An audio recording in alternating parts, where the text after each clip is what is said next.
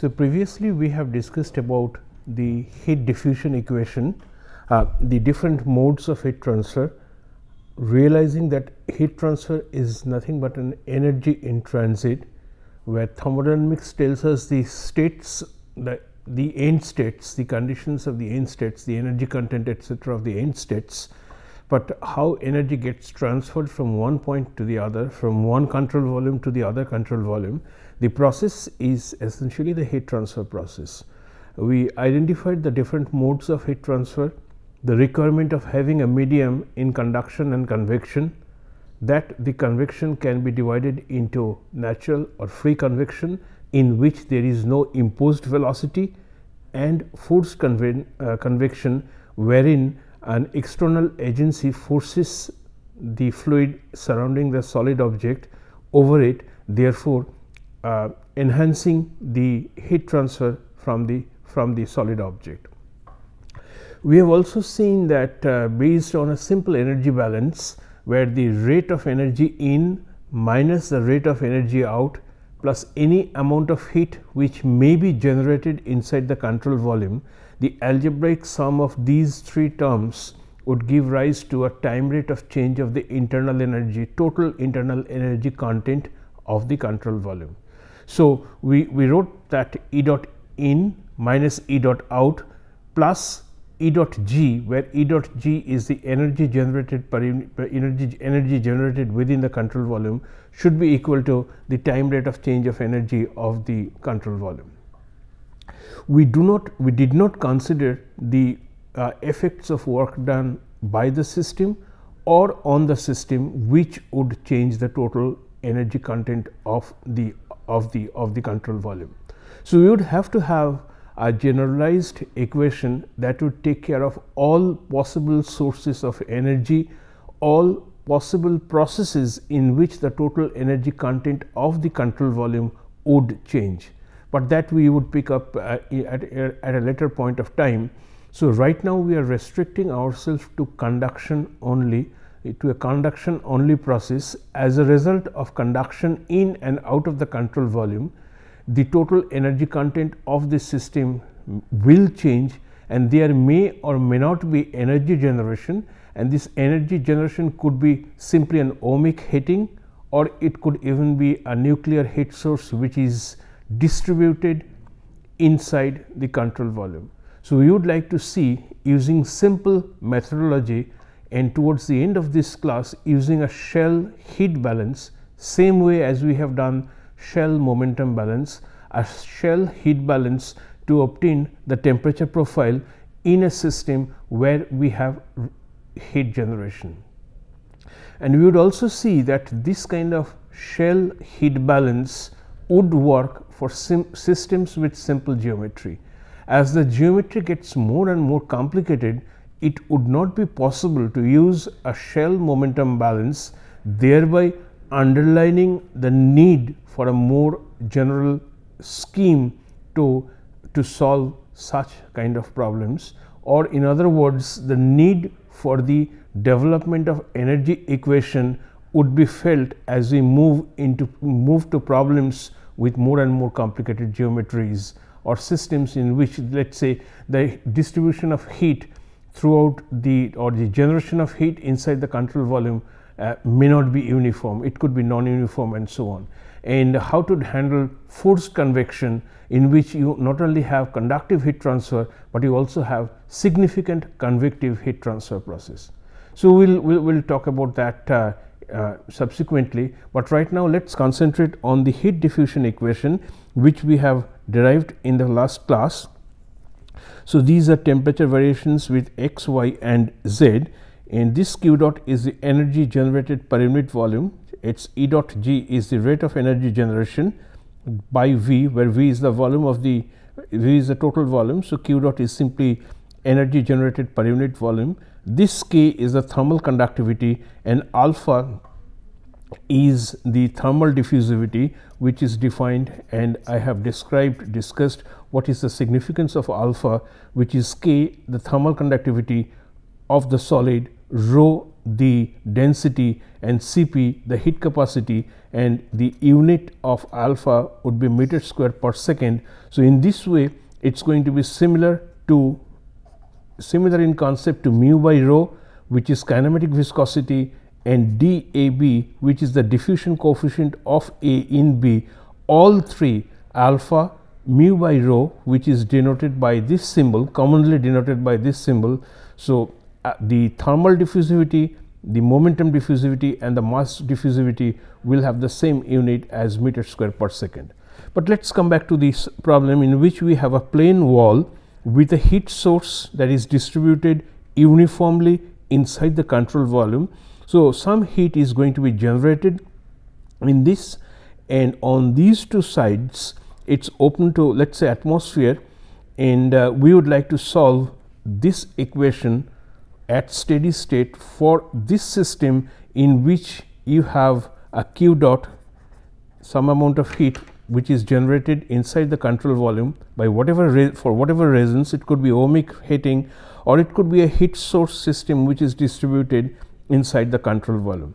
And if we assume it is a one dimensional steady state condition, if it is one dimensional steady state condition, and this is a solid, and if this is my x direction, then t is not a function of y, it is not a function of z, and it is definitely not a function of time, since it is assumed at steady state.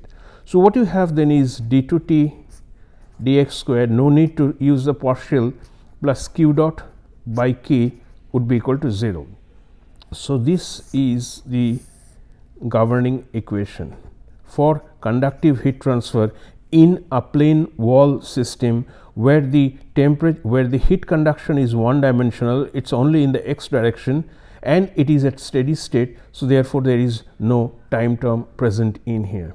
And let us assume that t, the boundary conditions which are available to us is that t at L is equal to T S1 and T at minus L is equal to T S2. So, the two temperatures at these 2 points, they could be different. These are T S1 and T S2. So, when you solve this equation with these boundary conditions, the temperature profile that you are going to get is Q dot, the amount of heat generation per unit volume, by twice K 1 minus x square by L square plus T S2 minus T S1, the two known temperatures at the two extremities, by 2 x by L plus T S1 plus T S2 by 2. So, this is the complete profile of the temperature inside this solid. So, if you see that so this is for the case where TS1 and TS2 are different. So, if you have a symmetric situation in which the two end temperatures are identical, or in other words TS1 is equal to TS2. So, if you look at the distribution, you would clearly see that Tx would simply be equal to this term would be 0, and this is going to be simply, and if we assume that Ts1 is equal to Ts2 is equal to some constant Ts, then this expression would result in the following simplified expression as Tx is Ts plus Q dot L square by 2k 1 minus x square by L square. And so, therefore, you have this expression when you have symmetric heat generation. The temperature distribution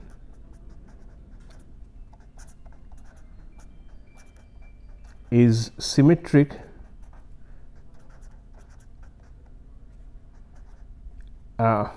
around x equals 0. So, if this was the plane wall and this is the x equals 0 plane, this is L and this is minus L. So, looking at this profile, it is clear that the temperature profile is going to be symmetric around around the x equals 0 plane. So it would probably look something like this. It's an it's going to be a parabolic, it's going to have a parabolic distribution, and any heat generated inside the wall is going to travel in this direction and then out of it. So the temperature, the maximum temperature in this case, and if I call it as T0, and it is clear from here that the maximum temperature exists where x equal to 0, that means at the mid plane, and T at that point, if I call it as T0, would simply be Ts plus q dot L square by 2k. Okay. And if you just rearrange these two equations, what you get is T of x minus T of 0 by Ts minus T0 is equal to x by L whole square. So the dimensionless temperature distribution inside a wall where there is uniform heat generation and where the two ends of the wall are maintained at equal temperatures is going to resemble a parabola, and this would be the dimensionless form of the equation. And at x equals 0 plane, what you see here is that dt dx at x equals 0 is 0. So the plane that you have over here at which dt dx is 0 can be called as an adiabatic surface.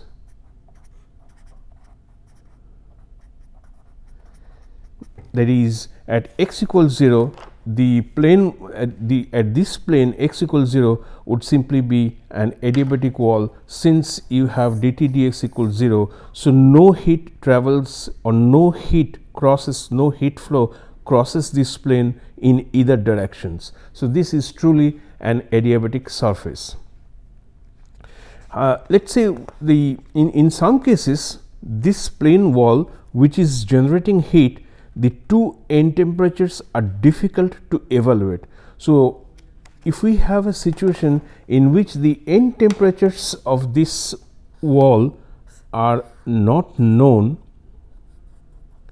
however, they are placed in a liquid whose temperature, the surrounding temperature Ts, this is known, the temperatures at the two walls are not known. So in that case, the boundary condition to be used, you remember that previously the boundary condition that we have used is at x equals L, Tx is equal to Ts, which we cannot use now, since the value of the temperature at x equals L at this point is not known to me. However, the surrounding fluid temperature at a point far from the wall is known to me. So we need to express our boundary condition. The new boundary condition that we are going to use must concentrate on this surface. So we are going to take this surface as our control surface. So if I take this as our control surface, what we have then is whatever heat comes to the control surface must be equal to the heat that gets convected out of this solid into the liquid. So this is a liquid and this is a solid wall. So if I consider this control surface from the solid side, I am going to have conduction, heat transfer towards this control surface, and from this point I am going to have convective heat transfer out of the control surface. And at steady state, these two must be equal. So if these two must be equal, what I can write for the control, what I can write for the conduction of heat towards the control surface would simply be equals k dt dx at x equals L. So this is the conduction heat transfer, and this must be equal to h times Ts minus T infinity. This should be T infinity. So this is the temperature of the fluid at a distance far from the solid, and Ts is this temperature that we do not know.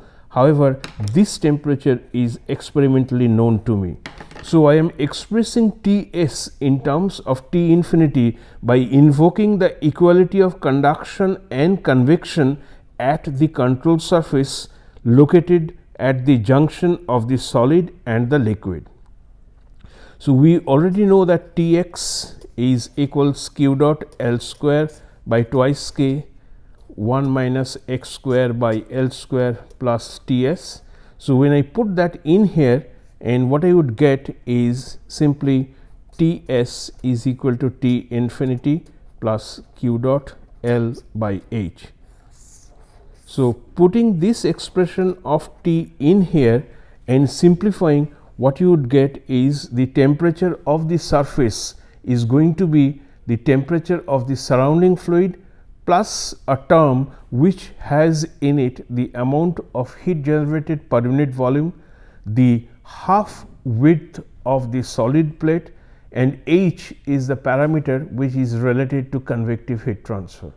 So this is a nice example, simple example of how to treat heat generated inside a control volume for a planar system where you have heat generation in a plane system. The system, the problem should be slightly different, and we have I can give you some example problems for you to work on. So I'll simply write the problem and give you the numbers. What you have to do is, using the concept already developed, find out the answers to the problem. So the problem that we have, I am going to give you as a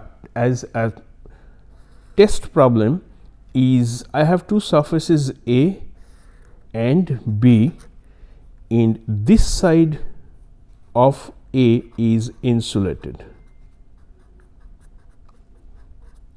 So if this side of A is insulated, which simply means no heat crosses from A to the outside, and let us assume that the temperature over here is T0, the temperature over here is T1, and the temperature over here is T2. I am placing the values T0, T1 and T2, just T1 is just below T0 and T2 is just below T1, but I am not exactly sure what would be the value of T1, relative value of T1 with T0. It can very well be that T1 would be the same as T0, T1 could be more than T0, or T1 could be less than T0, and so is for T2. So you have to use your simple logic to find out, to say whether or not T1 is going to be more or less than T2. Think about the way the heat always travels from high temperature to low temperature, and that would give you some indication of whether T1 is going to be less than T0 or more than T0. So I'll leave that for you to figure out. This in A, I have some amount of heat which is generated, that I denote as q dot by A as 1.5 into 10 to the power 6 watt per meter cube. The K of A is 75, the thermal conductivity is 75 watt per meter Kelvin. The thickness of the plane wall A is 50 millimeter. My X starts from this point, and the thickness of B is 20 millimeter. Q dot B is 0, that means no heat is generated in B. The thermal conductivity of the B material is 150 watt per meter Kelvin, and on the outside of the outside surface of B, I have flow of air or flow of any liquid which is moving past this outer surface.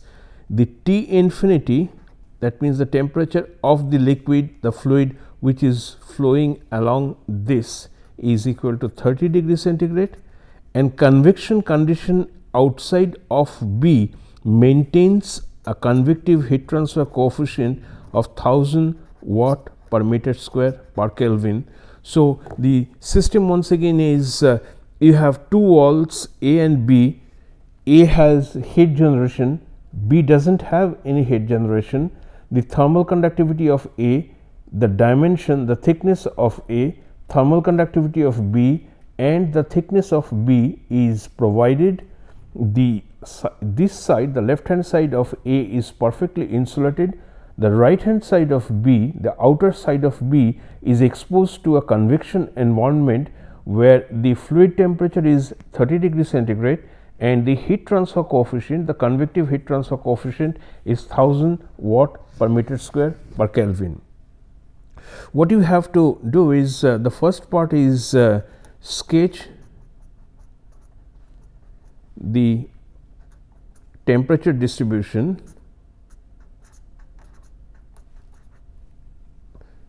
that exists at steady state condition in this system, and the part 2 is find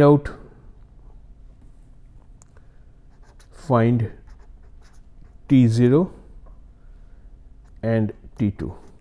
Find out the temperature of the insulated surface and temperature of the surface that is cooled through the use of convection. So, find out what is T0 and what is T2. So, I will not solve this problem, but I will simply give you a pointer of how to proceed about it. If you look at this one, you have an uniform generation of heat and no heat crosses this side. So, if no heat can cross to this side, so this at this point the conductive heat must be 0. So, minus k times dt dx at x equals 0 must be equal to 0.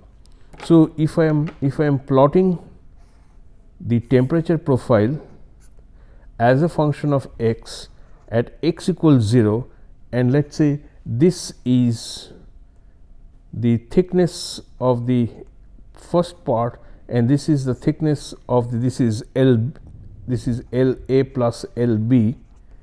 So, up to this point is the thickness of this, and L A plus L B is the total thickness, and let us assume that we start with this is the point, the temperature of the insulated plate. Now, if dt dx is 0, then whatever be the profile, it must approach this with a 0 slope, and I would bring to the profile which we have obtained in this case. Here also, if you only consider this half of the plane wall in which heat is being generated, we saw that at this point at x equal to 0 dt dx is equal to 0. So, at this point dt dx is 0. So, if you place these two one after the other, what you would want just below this, you would see that there is no difference between this half of the plane wall and A, where some heat is generated, the boundary condition at x equals 0 is dt dx to be 0, the boundary condition at this point is dt dx is 0 since you have an insulated wall. So, whatever be the nature of the profile over here, the same profile should also exist in this. That is, if I draw the temperature profile from T0 to T1, it must look like a half of a parabola where the slope at this where it would approach the plane wall with 0 slope, so that such that the temperature over here is going to be 0 slope and it's going to decrease all the way up to this point where the temperature is going to be equal to T1. So, the reason is clear right now, and then we get into this part. In this part, the temperature over here is T1 and the temperature at this point is T2. For the heat to travel from left to right through A and through B, T2 must be less than T1. So, let us assume that this is my value of T2. Now, in this we have a plane wall where there is no heat generation. So if it's a plain wall with no heat generation, and if you look at the governing equation in this case, then q dot being 0, d2t dx square would be equal to 0. So the governing equation for this is simply going to be d2t dx square to be equal to 0, and which would give rise to a linear temperature profile. So the temperature profile in between T1 and T2 would simply be linear. The slope of this profile would depend on the value of the heat transfer value of the thermal conductivity of B. More higher the value of thermal conductivity, lesser is going to be the slope of the line, straight line connecting T1 and T2. And if you have a very low conductive wall, if the thermal conductivity of B is extremely low, then this slope would be even more. Beyond B, it's going to be only convection, and we know from our discussion in previous classes that there would be a thin layer of liquid very close to the hot wall, in which most of the transport processes are going to take place. Beyond that thin layer, nothing will happen. There would be no transport, no effective transport of energy from that point to the bulk. So the temperature T2 will asymptotically reach T infinity over a very short distance near the wall, which is essentially the concept of thermal boundary layer. So temperature of the solid wall in contact with the liquid will approach the liquid temperature over a very thin layer, over a very small distance from the solid wall itself. So there is going to be a sharp drop of temperature in a region close to the outside of the wall, and then the temperature will asymptotically reach the value of the free stream, value of the fluid which is moving at some velocity. So it has been given that T2 is equal to, the T infinity here, if it is T infinity over here, then what you would get is there would be a sharp change in T2, and then it will asymptotically reach the value of T infinity. So this sharp change takes place over a very small value of x, and this can roughly be called as the extent of the thermal boundary layer over which the temperature changes from T2 to T infinity. So this I would provide you with the values which you can check on your own. The value of T0 you should find to be equals 140 degrees centigrade, and the value what was meant, find T0 and T2. I think you are I do not have T2 would be equals 105 centigrade. So these are the answers to part 2 of the problem, which you can do on your own. In the next part, I will quickly draw the figure, but continue this in the next class. What we need to do is heat conduction with an electrical heat source. This is the process system that we are going to model in the next class. Heat conduction with an electrical heat source. This is a very common situation in which, let us say, I have a electrical wire through which a current is being passed. It's cylindrical in nature. So what I have then is, this is the center line, and the radius of this wire is equal to r. So this is an electrical wire. The example could be an electrical wire which has obviously a resistance, and when current passes through it, there is going to be some amount of heat generation, and we will call this heat generation per unit volume.